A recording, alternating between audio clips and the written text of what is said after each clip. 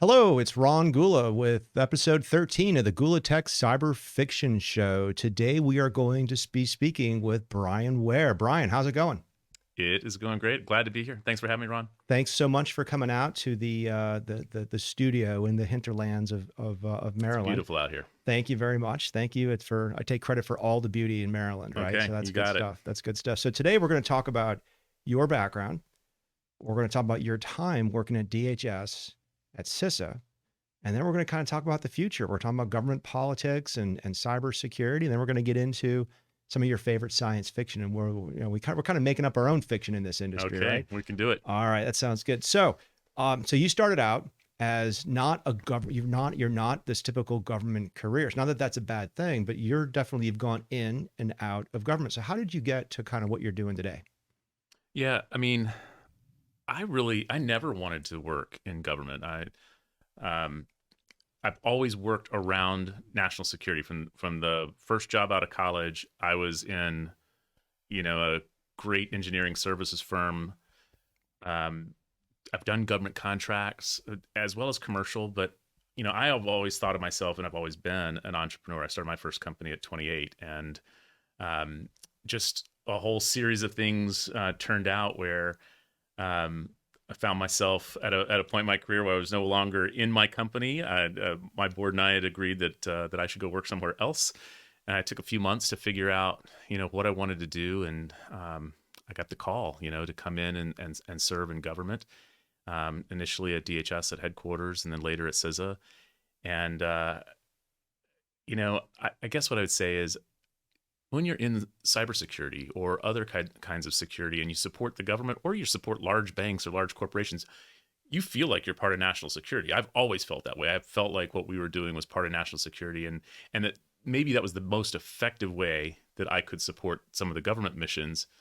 But it was profound, to have the opportunity to really serve in government. I know you know that from the beginnings of your career, but for me, it was much more towards the end. Yeah, I definitely like to thank everybody who does government service. It is a service, but one just does not get the call to go work at CISA, right? So you did a lot of stuff that kind of made you qualified for that.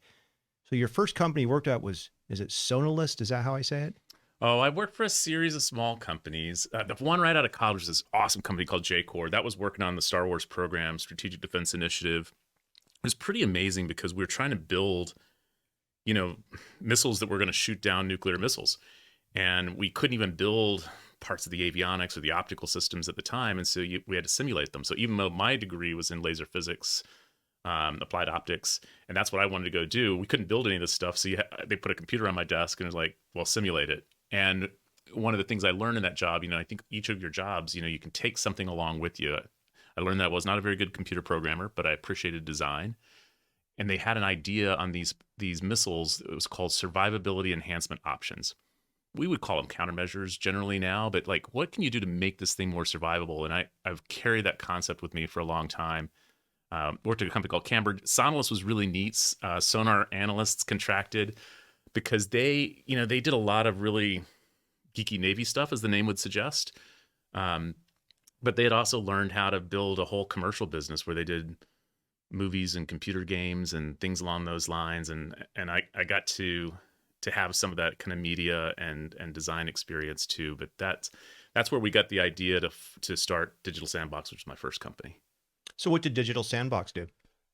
So we ultimately we patented, we invented an artificial intelligence technique that took the expert. We have to drink. We said AI. Right? Do we drink every time we say? Maybe just this once. Okay, all right. Yes, because it's interesting you say that, because of course in 1998 when we formed Digital Sandbox, we didn't say the words AI all that much, but we built a Bayesian network-based system that took all the expertise from experts, lots of different types of experts, and fused it together into an algorithm that was designed to think like you had experts making decisions, but you could do it at massive scale. So we could do thousands of risk combinations, whereas a group of experts could only maybe think of 2 or 3 red teaming exercises. And so initially, Digital Sandbox started out doing that in the counterterrorism space. What were the kinds of targets? What were the kind of vulnerabilities that adversaries would exploit? How bad would it be if they did that? We kind of took that risk equation and transitioned into the Homeland Security space, where it's like, well, this is how we should think about all things on a national scale or a country scale. And then we were able to kind of pivot that to insider threats as well. They work in very similar ways. There's like lots of very nuanced little indicators that experts know something about, but they're kind of hard to pick up in normal signals. And so our system was pretty unique that it could fuse things, everything from biographical information to public records information like DUIs or felonies or whatever, but also things like printing behaviors or badge access behaviors, other IT behaviors, and pull that into a composite understanding of the person. So anyway, Digital Sandbox, we raised a couple rounds of venture capital and then ultimately sold that to a private equity platform to form Haystacks. That's awesome. So, and that really kind of reminds me of like some of the shows on TV where they're fusing all this data in, and then the computer AI comes out and says, it's Larry. It's been Larry. He's the insider all along, right? So did you have those kind of moments with that kind of technology? We had some of those kinds of moments. Apologies to all the Larrys out there. Yeah, sorry, Larry. Yeah, I mean, ultimately what we were trying to do is create portfolios of risk. Like, you can't put all of your resources into just Larry, because he's not the only guy that is maybe going to run into some problems down the road. You also don't want to just smear it like peanut butter equally across all of the different, whether it's employees or buildings that you're trying to protect. And so we really created portfolios of risk that helped our customers prioritize their resources. And sometimes those resources were dollars. So there were billions of dollars that were invested through our algorithms, or sometimes it was intelligence assets, like which things we're going to pay the most attention to. But that part of what we did was really not so much about finding the one person. It was trying to make judicious decisions based on risk that would put you in the best posture to prevent or detect or whatever it might be to manage risks. So the thing I love about these kind of models, people can complain the model's not accurate or stuff, but the model gets everybody in the organization on the same page. Mm-hmm. It's a common vocabulary for you to talk about. Mm-hmm. And then when somebody new shows up, well, why don't we do an X, Y, and Z? Well, we've been here for a couple of years working on this model. So it's kind of neat. So Haystacks was interesting. So you rolled that technology in, and I think that was the product called Constellation. Yeah, that by then it was called Constellation. Yep. Mm-hmm. Why was it called Constellation? Constellation, there's a lot of reasons, and actually some of my employees and teammates will probably have slightly different memories, but at least one of the reasons we called it Constellation was there's this whole idea that sometimes you're seeing different stars, individual stars, but if you really can, when you can see the pattern of how they're connected, you can see something completely different in that, that idea of the constellation. So I think probably the overused words, particularly in that period of time when we were talking about big data, which nobody even says big data anymore. We say AI. I'm not going to drink this time. Was all the connecting of the dots, which is still a metaphor that we used. Constellation was a connect the dots kind of idea. Everybody has the image of the law enforcement people with all the pins and the mm-hmm. pictures and stuff, or as I like to say, link analysis, right? Mm-hmm. There's all sorts of link analysis and ways you can do that. And I think before you went to CISA, you actually also volunteered at Mach 37, which is where I think it's either Haystack or Mach 37 was one of the first times I met you. Always had a soft spot for Mach 37. It really gave people a lot of hope and guidance for starting cybersecurity companies. So what kind of things did you see at Mach 37? Well, I'm telling you, I mean, you see probably more early stage startup technology companies right now than just about anybody, but here I was coming out of my one company. I had one data point. I knew what we did. I knew the parts of it that we struggled with. There were the parts that we did well at. And so, selling the company, put some money in the bank, being in the private equity platform gave a different kind of stability, but also freed up a lot of my time. And I really wanted to be able to kind of share some of my experiences with those companies, the good and the bad. But at the same time, there's just such an energy that comes from startups. And I learned as much, from the kinds of problems that these new entrepreneurs were seeing that they felt so passionately about that they wanted to go build a business. So yeah, I did Mach 37. I did spend as much time as I could there for, some of their early years. Actually just did an event with them just a couple months ago. But yeah, it is a great, it's hard enough to start a company on your own. it's hard to find good advisors or good support, and I think what they were doing and continue to do there is really important. It's To a the great way ecosystem. to give back. And you don't have to be a 5-time entrepreneur, right? You've done it once, you've sold to somebody, and you've actually done more than that. Sometimes you're dealing with people that are just younger than you. Mm-hmm. You know, need to tell them, look, it's Mm-hmm. okay to get an account at this point. It's okay to do that. And I think it's really important for minorities, especially when you look at that. How can I help? How can I get going? And it's a great way for that. All right. So now you're getting that call to go work at DHS. Was it a letter? Was it like a phone call? Did somebody say, hey, you're going to get a call from so and so? What's getting the call like for you? Well, I in my work at Digital Sandbox, we did a lot of very strategic work for the Department of Homeland Security and other parts of the government at the secretary level, because they were allocating billions of dollars by algorithms that we built and designed. And so through that experience, a number of the people that went into the administration were just familiar with that historical work that we had done. Secretary Nielsen, Kirsten Nielsen, was had been someone I briefed regularly when she worked in the Bush administration. When she was building out the team there, we kept in touch. She'd wanted me to come over, but I was the CEO of a company that I couldn't. For one thing, I didn't want to leave really at that time, but also I had responsibilities in the company that I couldn't leave. So when when the board asked me to leave Haystacks, and I remember I was sitting out front of my house. We've got these Adirondack chairs, and I live in the Virginia hills, so it's kind of similar to out here. It's just beautiful trees. I was sitting out there, and I text Secretary Nielsen. I said, I'd be really interested in Timing is in the everything. right position, and she's like, come on, let's do it. So yeah. So you went in as cyber lead. And how did that relate to CISA? Yeah, so DHS is a big department. It's the largest law enforcement agency because you've got Customs and Border Protection, Homeland Security Investigations, the Secret Service, and all those things.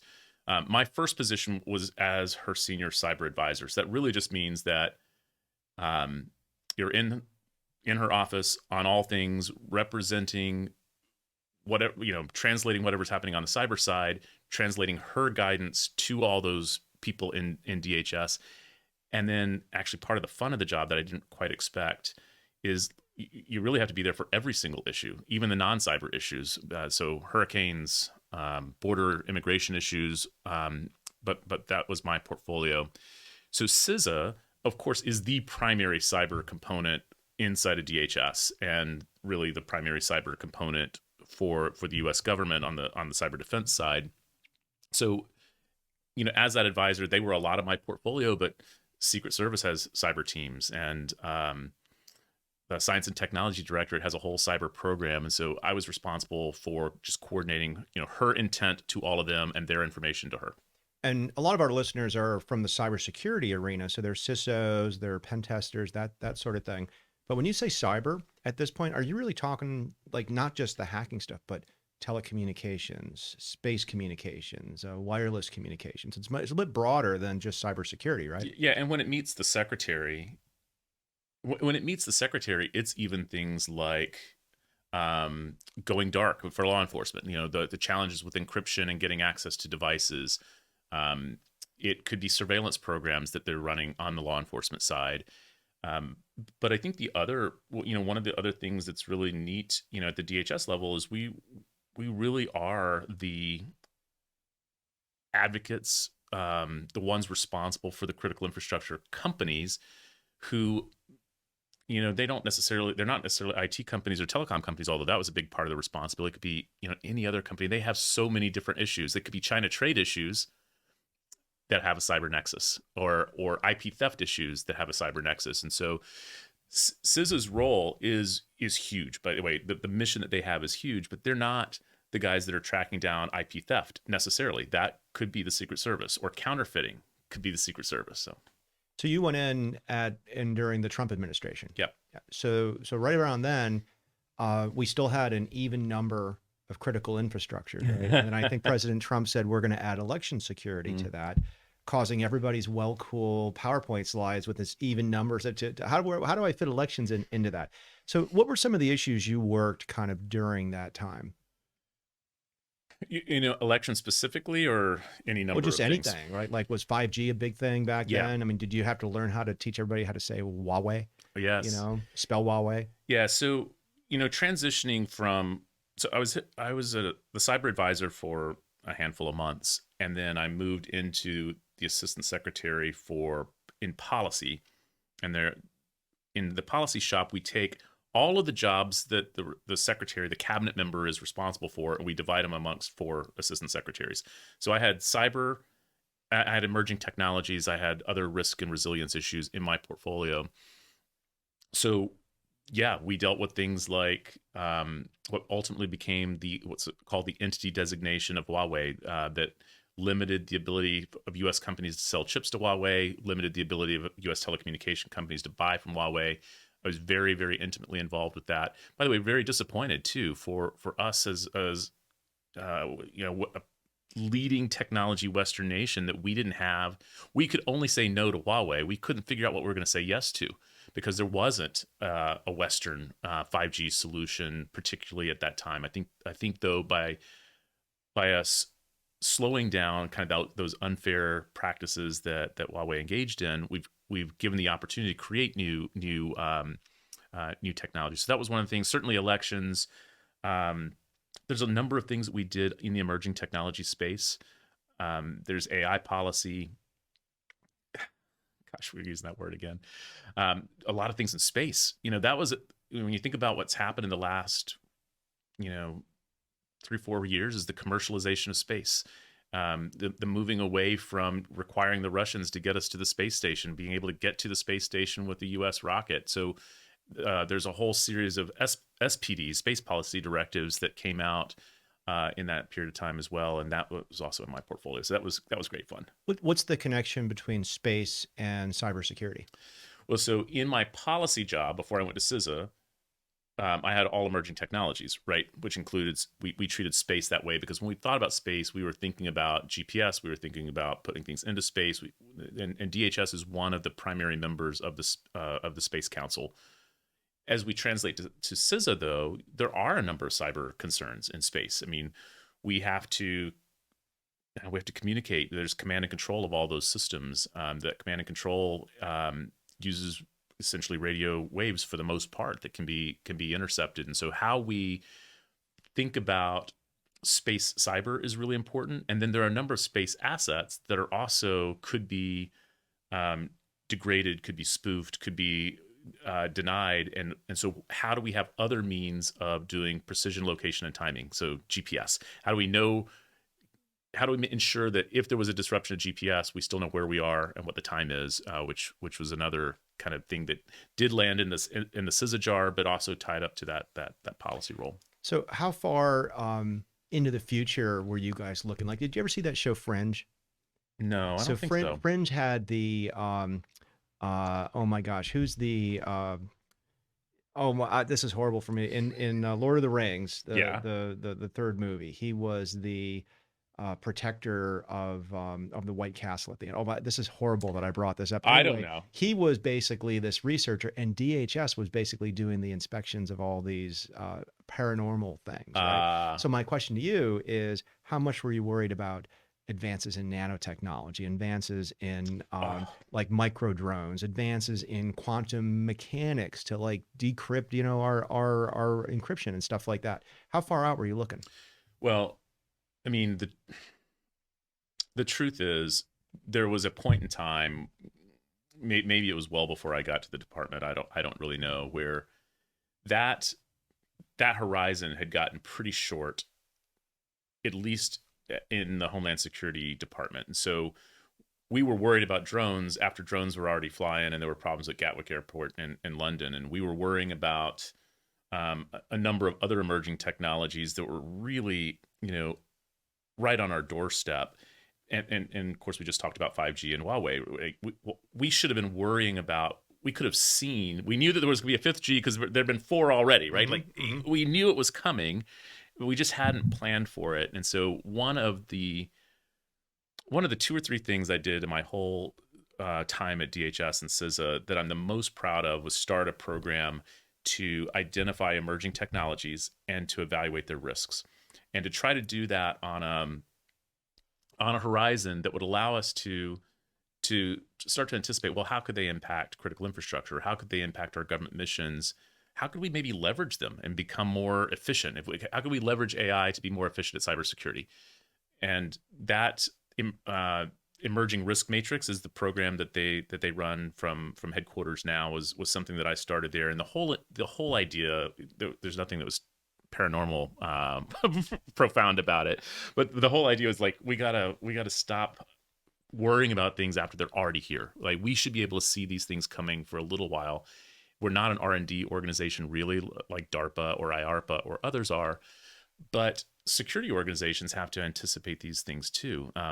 One of the things that got done after I left, actually, I don't think it's done yet. I think they have a draft policy in DHS that'll come out soon on encryption with respect to quantum computing. Like, we know that it may be a ways out before there is quantum supremacy, before there's quantum computers that can make current encryption obsolete. We know that's a ways out.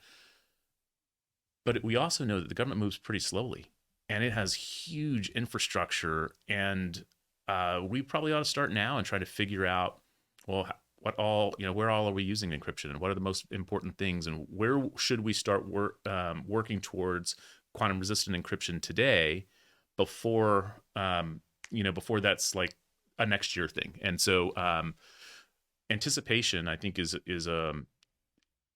you got to put part of your time and resources and energy in the things that aren't today's problems, but are going to be your successor's problems or the future's problems. It was the Steward of Gondor. I forgot that. So you got it.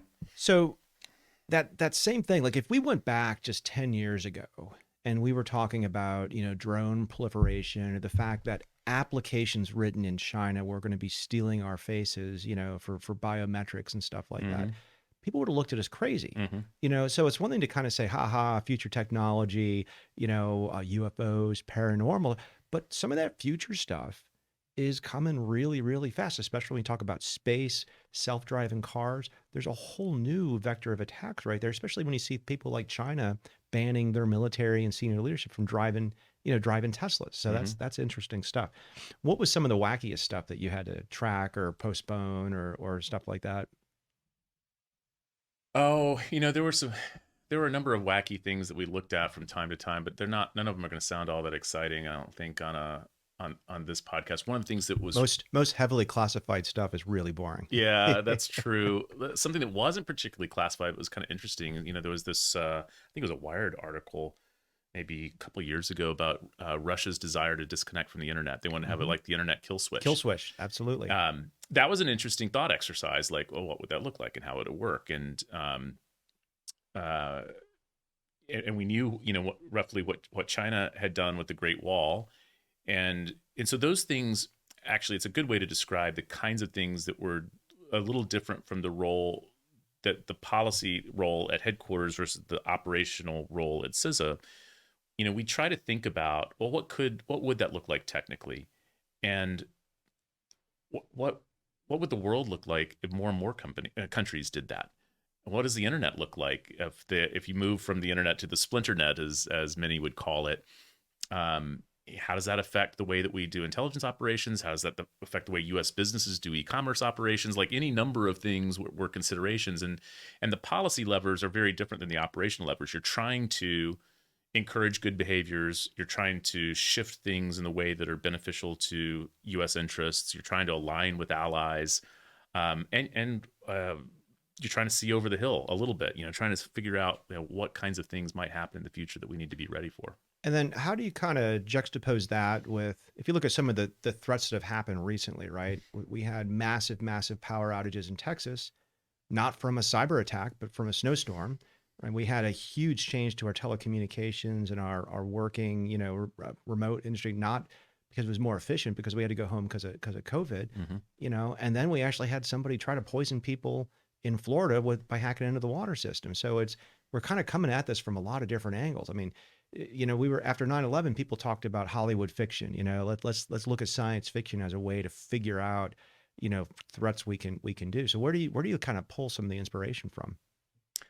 Oh, I mean, I love, it's so funny. You mentioned like the science fiction and the pandemic. Like during the beginnings of this pandemic, didn't it feel like every, you know, The Stand, The Walking yeah, Dead, yes. absolutely. I mean, and I went back and rewatched a lot of those shows and those series just to kind of get into the thought process. And some of them actually had their roots in a virus. But others are like, just the idea of becoming more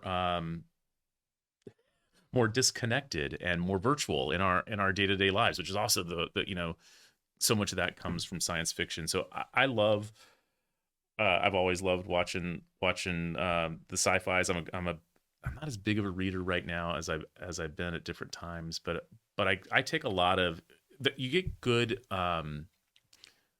corollaries a lot of times from those books, or interesting ideas from those books. I'm reading, oh gosh, now this is going to be my moment. I think her name is Octavia Butler. Okay. Um, and I'm like halfway into the book right now, and it is I don't actually know what's happened in the book. It's in like 2035, and they're living in a walled little neighborhood inside of Los Angeles, and no one has really electricity anymore, and all these other things. And I just heard about this book recently in the last couple of weeks. I'm like, okay, I'm going to read that because maybe we'll come up with some, maybe it'll spur some interesting ideas of ways to think about. Self-sustaining, independence, Mhm. where yeah, that's good. So I think before we kind of really dive into cybersecurity, another big thing you worked on was supply chain, right? So it's Mhm. not just Huawei and 5G and the fact that we don't have a lot of 5G manufacturers here in the state. It's also the power grid, right? There's components we're buying from China. I hear these horror stories about, we're buying Chinese power converters and the transformers, and they're just loaded with telecommunications connections back to China, Mhm. which makes you wonder, but that's also how this stuff works, right? I Mhm. mean, you can't buy a large multi-million dollar asset these days and not have connectivity back to the manufacturer. So what was your theory or takeaway from all the supply chain work? Well, I think there are parallels between what you know so well in the IT world and how the internet made everything so efficient in e-commerce and communications and all those things. There are parallels in the very physical world where just-in-time inventory, all of the logistics innovations of the FedExes and the UPSs and the idea of globalization, they created amazing efficiencies, right? We can get fresh avocados, you can get cheap electronics, and they're sourced from all over the world, and they get to you um, super efficiently. And I would say that over the last couple of decades, that's led to developing worlds, in many ways, lifting people out of poverty. It's given us as consumers so much great choice and low price. But along the way, no one really knows where the stuff comes from anymore. And it comes from all over, but increasingly, so many things come from Asia and particularly from China. And so there's been a contingent, really in the Defense Department and the intelligence community for a number of years that's been concerned about the growing um, supply chain risk, the way that components could be corrupted, or the way that there could be scarcity of components. But that was a pretty small group that had a hard time getting attention, and something really profound has happened in just the last year. Everyone understands now the supply chain risk with Asia because we couldn't get a mask last March. Remember how hard it was to just find a mask to put on your face? I remember going on Amazon, um, and it's not that they were expensive. It's just that they all came from China and they were needed in China, and you couldn't get them here. And that's the most low tech thing that there is, right? But ventilators, medicines, and I think that the highly connected, the highly interconnected, and increasingly dependent on China nature of our supply chains became very obvious to just about everyone. Now we're going to have to think about that in other areas that are of enduring importance. And I would say that the medical issues made 5G a lot easier to understand. And semiconductors is that's the real one. That's the next decade's issue, is that so much of our semiconductor supply chain comes from Asia, not just China, but from Asia. We have less and less indigenous capacity or Western capacity, but pretty much everything that we're doing every day, that whole way that we got through this pandemic of being, sitting at home and doing Zooms and Teams meetings and Cisco WebExes and so forth, there's a lot of microelectronics involved. And we got to find ways that we can secure the resilience of those supply chains. So similarly to the supply chain, how much did you look at the disinformation or the public perception manipulation, not just even on social media? I think people don't realize that when you look at Twitter and I look at Twitter, Twitter's giving me my feed and giving you your feed. But even when you go on Amazon, I went to buy some Sonoses the other day. Guess what?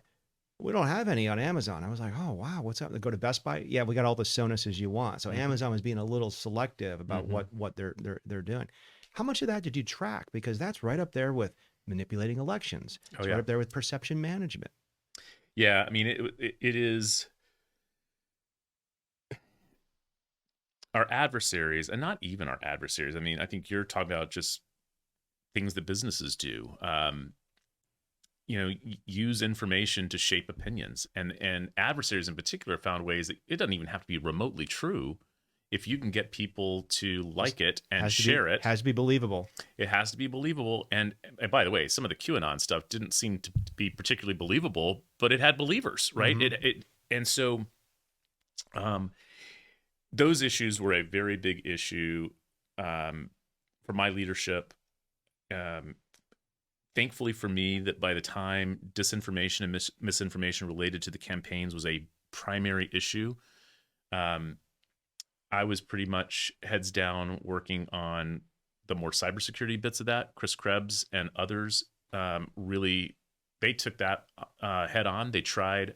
I think one of the things that CISA is the most proud of, that I know that Chris is very proud of and deserves a lot of credit for, was this idea of wargaming in advance the kinds of messages that might go out that were false, and trying to have the facts in an easy to get to place. And they spent the time before any of that false information was really going out there, educating the media on where to come to for the facts, and trying to do their part to educate the American people. That paid huge dividends, I believe, in trying to tamp down active disinformation campaigns, and whether ballots were being manufactured by DHS or thrown away or whatever, like pointing that to that authoritative source. And so, as successful as it was as a way to kind of limit the disinformation campaign, it did come at the cost of a couple of jobs a little bit down the road. That's well said. We'll just say let's just handle that by saying, here's Chris Krebs. Absolutely. Best of luck in the future. Oh yeah. It is. I will make one comment there though. I get a call from my dad. So this Chris Krebs guy, do you know him? And I was like, well, I don't really know him, but yeah, he's like 1 or 2 degrees separated from everything we do. And the story I tell to people is that as much as, you're at DHS and folks are in cybersecurity or in cyber, we are in a bubble. We speak a different language. We speak in acronyms and risk, and we talk out of both sides of our mouth about here's a bunch of stuff you should do, but you can still get hacked by Russia, even if you do all that. It's not unlike the medical profession, but the world doesn't understand the cyber profession. They kind of understand the medical profession. So that's kind of interesting. All right. So we're going to dive into cyber a bit more, but before we do that, your career, you have now left. You are doing Next 5, and you came with swag. Oh yeah, you got your own logo. It's a legitimate company because I've got a shirt with the name on it. That's very legit. So what is Next 5? It actually has some seeds in everything that I've done throughout my career, and even the things I most recently did when I was at DHS. But the idea behind Next 5 is to identify the emerging technologies that will be the most important technologies in the world 5 years from now, in the next 5 years, and to track and build good, strong analytical coverage and products around those technologies so that we can help investors to understand, when it comes to quantum computing, what does that mean? What are the impacts going to be? How's it maturing? Who's leading in those areas by country or by company or by patent holders? different ways of looking at leadership. So I'm building the business intelligence platform to track and provide insights on those products. And then around that, we're wrapping strategic advisory services, typically to larger companies and larger investors, to help them to understand on a longer term horizon, what are these technologies going to mean to my business? Are they going to open up whole new opportunities for efficiency? Could the emergence of some of these technologies impinge upon our business? And I think that, just kind of going back in the conversation we've had so far, not even 2 years ago, Huawei had high 90% of the global market share for 5G. But because of a few policy decisions that were made in the Trump administration that the Biden administration looks very likely to continue to support, there's about half of the world that is no longer addressable by a Chinese company. So 2 years ago, no US company had even 1% of the global market share. No Western company had even 1% of the global market share. But right now, half of the world is available to them. And that's really where I want to focus my time and my energy, is like, how do we see those opportunities coming? And how do US businesses, Western businesses need to prioritize, invest, acquire the capabilities that are going to allow them to lead and dominate in that area? And so I'm having a lot of fun. I'm doing I'm still in the national security mission all over again from the private sector, but kind of in this role, believing that the best defense is a good offense. If we can build healthy, strong, competitive businesses that are solving really important problems, that's the way I want to win. That's excellent. So you're focusing on 12 critical emerging technologies, 5G, quantum. We covered that a good bit. Are you publishing any research available to the general public? Yeah, so a lot of the research is going to be more for our customers. Mm-hmm. That's the business model. But yes, we're getting really close to starting to put out kind of curated news, and not just news because news is news, but trying to put out some of our analyst insights that would be much more broadly available. But at this point, the focus is on our customer base and getting that. And so, yeah, we're going to cover all 12 of those technologies on a continuous basis. And the focus right now, because I think that they're the ones where there's either a lot of rapid change, rapid volatility, or there's not enough information to make good decisions. So kind of the sweet spot right now is 5G, semiconductors or micro chips, and quantum computing. Quantum is very different than those other two. Those other two are like clear and present. They're right here, right now. But quantum is just hard to get your head around. And when and as it emerges, the impacts that it's going to have are going to be incredibly transformational. And so those are the first three that we're spending the most time on for the next quarter or so.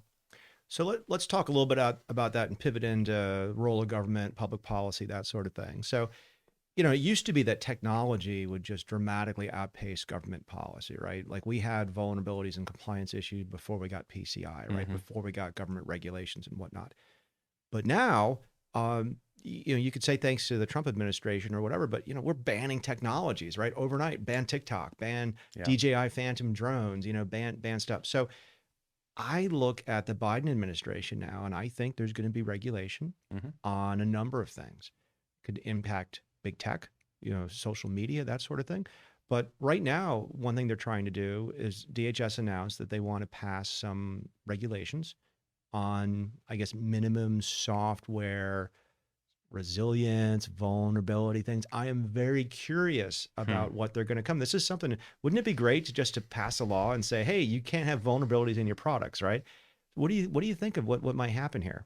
Yeah, I think there's a few things that could happen, and I don't know the specifics of what may come out.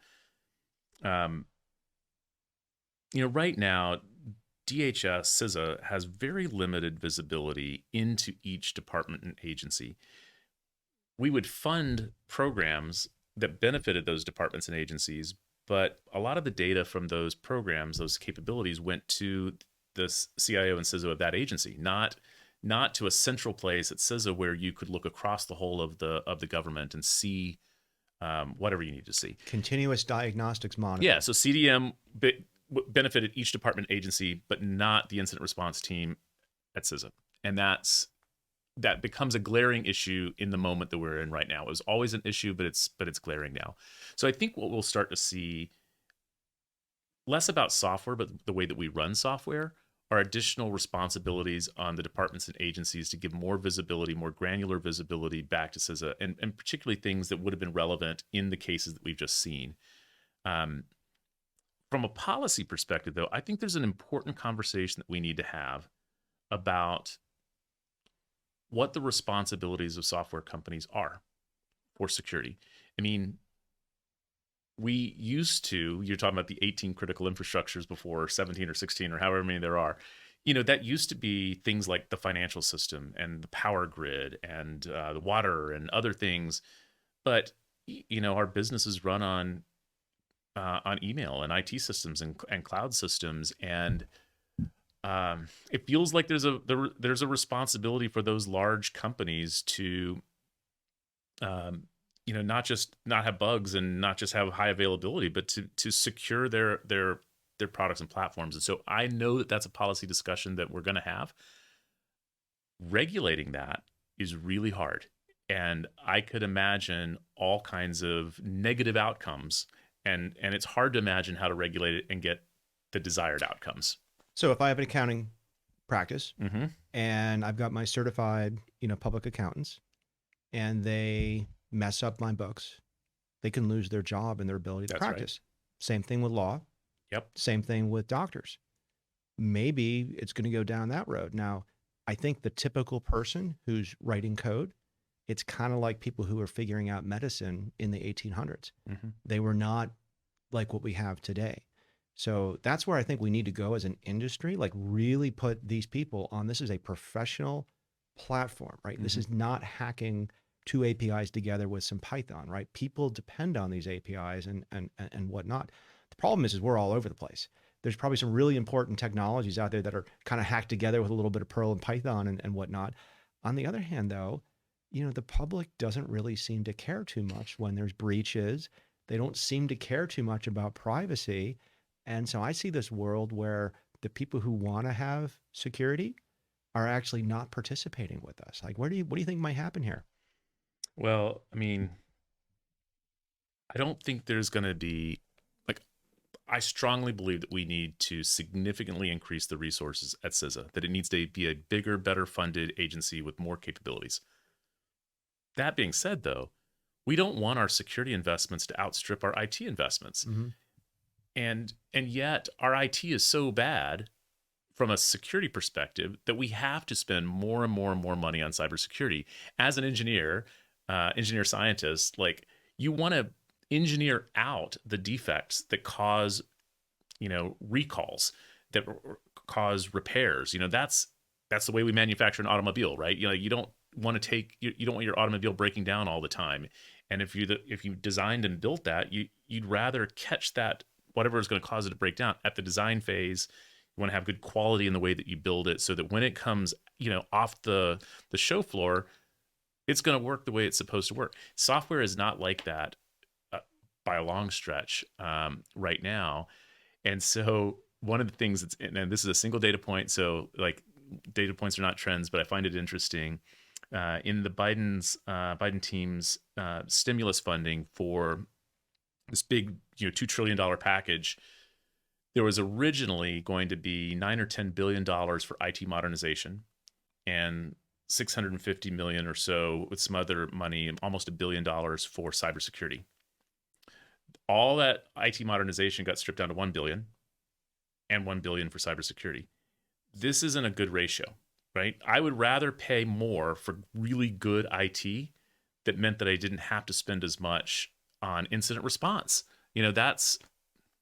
So I tend to agree, and I'm probably going to make some folks angry here. I mean, I was going to try not to say things that make people angry. I'm a fan of the Solarium. I'm a fan of compliance. I'm a fan of hunting. But if you have to have compliance and you have to have hunting, it's not security engineering. We don't want to fly in planes and have policies in planes because you might misconfigure a plane and it crashes. But that's exactly what we're doing in IT. We are just kind of letting people do things and saying, oh, by the way, why don't you patch this with duct tape? It's called compliance and hunting. versus secure by design. And I really wish there was more focus on that. In the case of IT, that's great. I love putting more money into better things. There was I wish I had the senator here, but oh yeah, I'd love to have any senators and congressmen come on the show here. But there was somebody who said during recently after SolarWinds, like, why are we spending all this money with Microsoft when they have all these problems? Now, Microsoft deserves some blame here, but they are the ones working hardest on making their products securable and configurable. And the vast majority of these 30,000 Exchange servers that are out there were old and unpatched, right? So it's an interesting thing to say just make things secure by default. I don't think it's going to go very well. No. So I mean, so good luck on the regulatory side, right? I mean, it's I used to have the conversations with my software development team where they would, if you said that you wanted less bugs in your software, then they would just look for bugs less. Yep. If you said that you wanted to drive your defects down and have a rigorous process, then you slowed all your development down or all of your innovation down. You can't. We're going to have to make choices on what we want, and we can't have low cost, super fast acquisition, super fun user experience, and the best security and the best privacy. We haven't figured out a way to have all of those things just yet. Unfortunately, the security and privacy stuff has been barely an afterthought. If we bring that, and maybe that's what these incidents are going to do for us, is bring those forward more as primary considerations. Maybe that's a slower correction, but I know there's an enormous desire to have some regulation here. I actually think that we need some. I just don't know that we know how to do it the right way. Because you're right, it is a lot more like a craft. And we're in the arts and crafts era of software still. We've been saying that for decades now. But we're still there. It's not an engineering discipline just yet. All right, let's talk about SolarWinds. Yes. So SolarWinds, somebody hacks a supplier and they put their backdoor into an update and they slip their malicious code in. So that's what happened with SolarWinds. So one, how come we didn't catch this as a country, right? I don't want to. You can blame NSA, you can blame Einstein, but you could also blame the thousands of cybersecurity AI hunting companies. These things were in the networks and trying to probe around and get it. Just the access was delivered through SolarWinds, not all the exfiltration and stuff like that. So what do you think SolarWinds means for the industry? Yeah, it's a good news, bad news kind of. What does it mean? The bad news is that there isn't, aside from the guys at FireEye that maybe even got lucky. I wouldn't say that in front of Kevin. But aside from those guys that saw it, no one had seen it for 9 months plus, which tells you that all of our existing infrastructure, all of our existing tools, all of our cybersecurity products, all of our IT best practices were not effective. That's really bad news because there's billions of dollars that are spent on those things. The good news, particularly going back to Mach 37 and all those startups, there are tremendous product opportunities because the things that happened were detectable, were preventable, were catchable, could have been mitigated. And there are clearly been products that have quickly adapted and have been quickly responsive, but we're still missing some products and capabilities that can anticipate and identify and detect the next one. And I think some of those new products and innovations are really going to be on the IT side, like just better practices for how, so that you can't create the golden SAML ticket, right? Like there's IT product there. And I think there are products on the zero trust side or capabilities around in the zero trust area that are probably analytics products that are doing a better job of detecting these so-called 0 days or detecting anomalous traffic. Tons of good new opportunities. So for engineers, who love hard problems to go solve, or for entrepreneurs who want to build businesses that have unique value, the burning platform is here right now. And most of the time when you're a small company or you're an engineer, you're an innovator, you're intimidated by the big guys that already have the billion-dollar market cap. But for the most part, they were limited in their effectiveness. So I tend to agree. It is an opportunity to help. It's also an opportunity to do things better, right? Do things in a more secure fashion.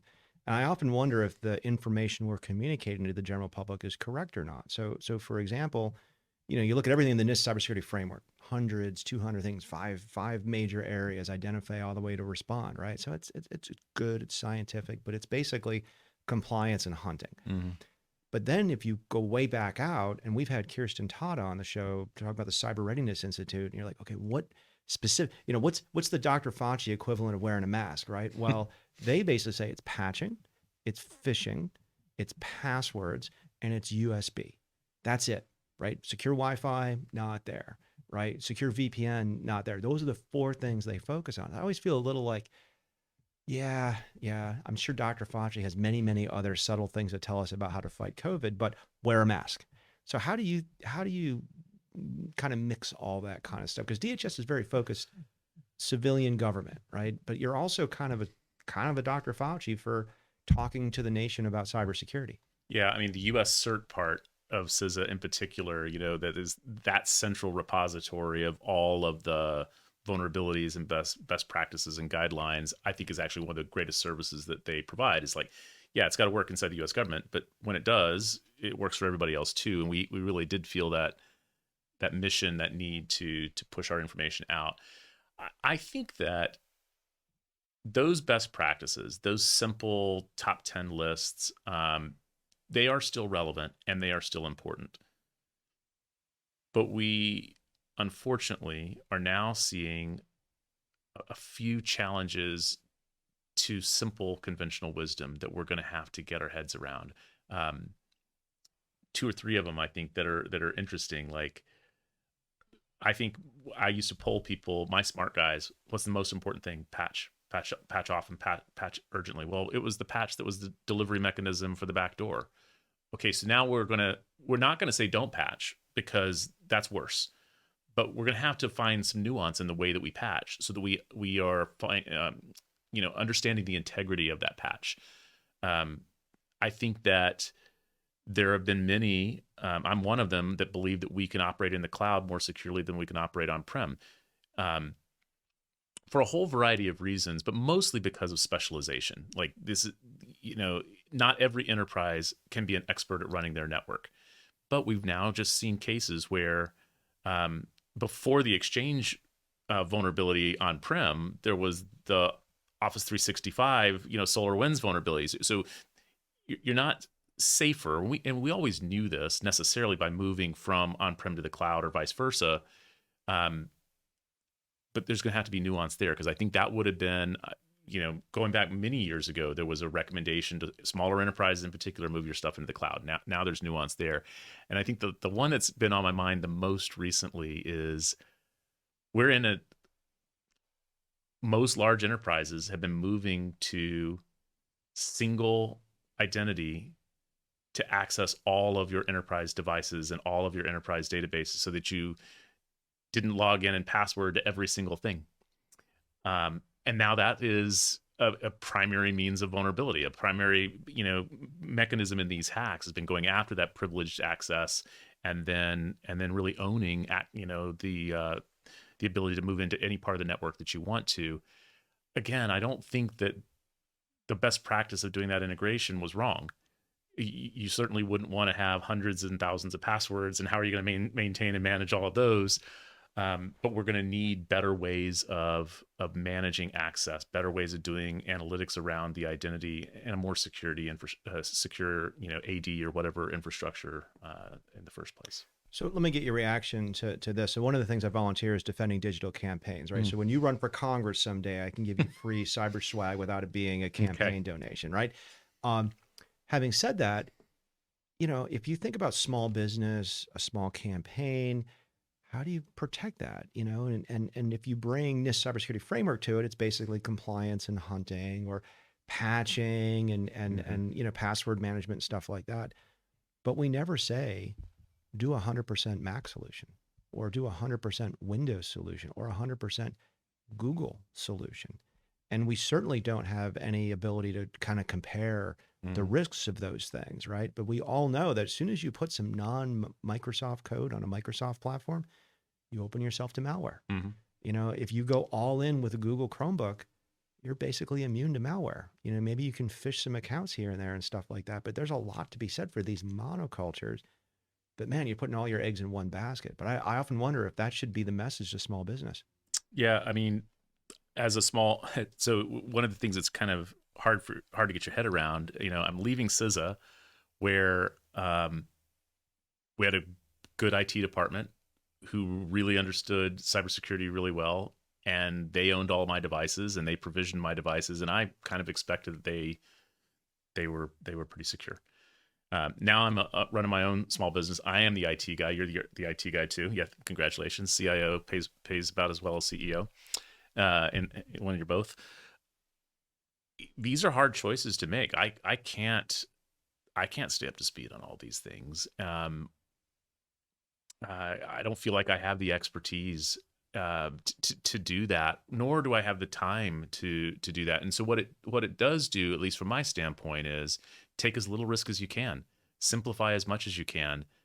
Um, I can't try out every product that sounds like it might be an efficiency. Yeah, 2 days ago, I had to do a bunch of keynotes and a bunch of meetings.